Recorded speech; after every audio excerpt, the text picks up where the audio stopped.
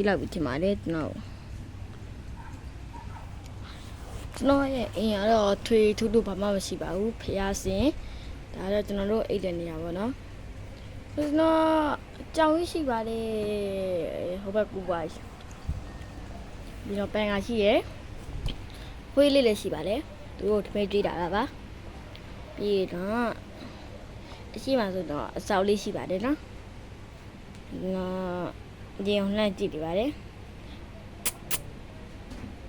သူခေါ်ကြပါမယ်လဲကြည့်တယ်ညောင်းနဲ့ဆိုတော့ကြားလိုက်တယ်ညောင်းနဲ့ဒီမှာဒါတော့ဒီလားရှင်အကြောင်းပဲကြည့်ပါတယ်ဒီလားရှင်အကြောင်းဇွန်ချွဲကြမယ်အိုး shit အဲ့တော့ကျွန်တော်တို့ရဲ့ဖျားစိတ်မျိုးရှိပါတယ်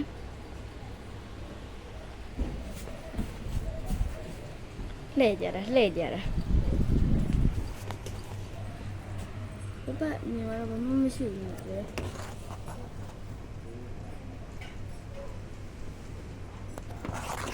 အလုံးမညင်ရလာတော့မသိဘူးဆိုတော့တကားပိတ်ထားတော့နော်โอเคပါ